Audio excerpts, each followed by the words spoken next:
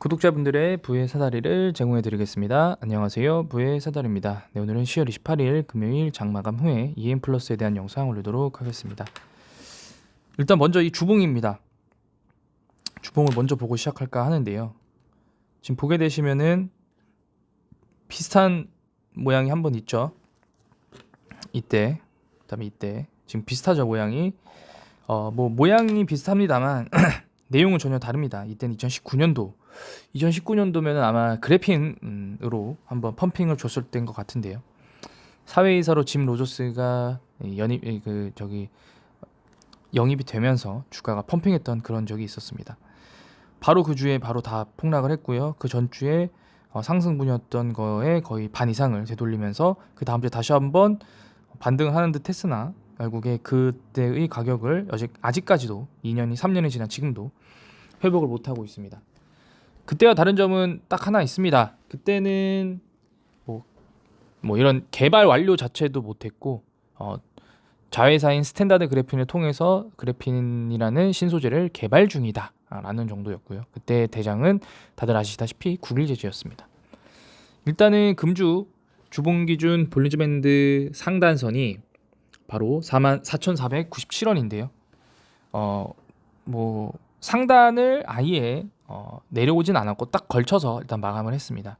다시 한번 다음 주에 좀 상승을 기대해 볼 수도 있을 것 같은데요. 제가 어제 사실은 그 목요일 장 마감하고 유상증자 납입에 대한 연기가 나오지 않았다라고 하면은 사실 오늘 한 충분히 반등을 할 수 있지 않았을까라는 생각은 했거든요. 왜냐면은 제가 대표적인 사례로 휴마시스의 사례들을 얘기를 했고 사실 휴마시스는 21,000원까지 갔다가 다시 2만원대로 떨어져서 아직까지의 방향성은 명확하지 않습니다만 결국에 고점을 찍고 하락하는 종목들 중에서 거래량이 줄어들면 그 거래량이 줄면서 어느 정도 하락의 기울기가 완화되는 시점부터 다시 한번 상승의 기운을 받을 수 있다라고 말씀을 드렸는데 의도치 않게 그런 납입 일정 지연 공시가 나오면서 전일 시간에 거의 마이너스 8% 찍었고요. 제가 어제 말씀드리면서 시초가는 분명히 마이너스 8%까지는 안 가고 7% 정도에서 시작을 할 수도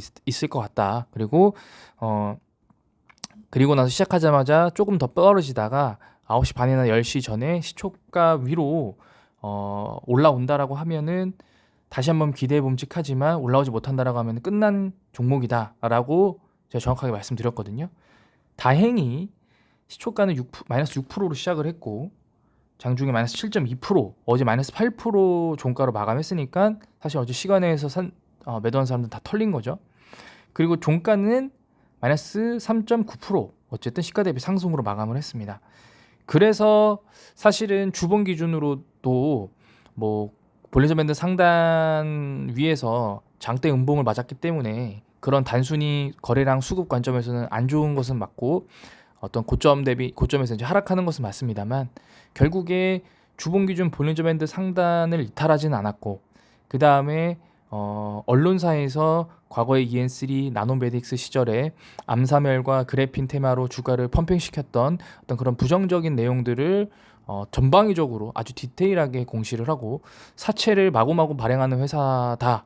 심지어는 개발이 완료된 2차전지 배터리도 양산에 대한 의구심을 갖는 그런 디테일한 기사가 나왔음에도 불구하고 주가가 완벽하게 박살나지 않았다는 부분, 심지어 시장에서 유상증자 대금 납입이 연기되면서 이거 완전히 또 망한 거 아니냐, 왜냐면은 거기가 이제 창투사였기 때문에 자금이 막혀서 그런 거 아니냐라는 그런 보이지 않는 어떤 불안감으로 주가가 전일 시간의 단일가에서 거의 하한가를 맞았는데도 불구하고 금일 또 거래량이 동반하지 않은 소폭 하락으로 마감했다는 부분이 조금은 기대해 볼 수 있지 않을까라는 어떤 신랄 같은 희망을 갖게 됩니다. 오늘 거래량이 어제와 거의 동일한 수준으로 마감했습니다. 보통 거래량이라는 것은 결코 속일 수가 없는데요. 어제 그냥 일정 공시는 그러면은 그냥 어떤 특별한 사유는 없고 어떤 이 돈이 없어서 납입을 연기한 게 아니고 본인 사업 회사나 이런 부분들 때문에 연기한 게 아닐까라는 그런 추정을 할 수가 있을 것 같습니다. 왜냐면은 이게 만약에 진짜라고 하면 다 던졌을 거거든요.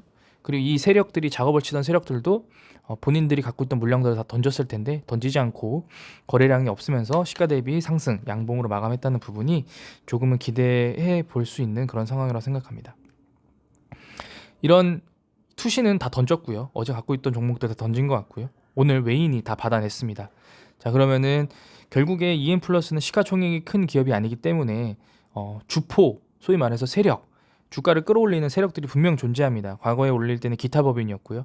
현재는 그러면은 외국인일지 한번 지켜봐야 될 것 같습니다. 왜냐하면은 최근에 주가가 상승할 때의 매매 동향에서 물론 개인도 매수를 했습니다만 외국인의 매수가 상당했거든요. 특히 10월 20일, 10월 24일 그리고 오늘 같은 경우에는 하락했는데 왜 외국인의 매수를 봐야 되냐? 오늘 같은 날 악재가 터졌고 전일 마이너스 8%로 시작을 했는데 마이너스 7%, 6%로 시작을 했는데 시가 대비 말아 올리는 부분, 이 말아 올리는 주체가 결국에 외국인이었다라는 거거든요. 그럼 결국에 외국인은 그런 유상증자 납입 지연 공시가 아니었다라고 하면 금일 보합 혹은 상승으로 마감시키려고 했던 의도가 있지 않았을까라고 추정해 볼 수 있을 거라고 생각합니다. 사실 이런 시가총액이 작은 스몰캡 기업의 어떤 특정한 매매 동향을 판단하기에는 무리가 있습니다. 어쨌든 결국에 과거에 운영했던 기타 법인의 그 어떤 시세 조정은 더 이상 없는 걸로 판단이 되고요.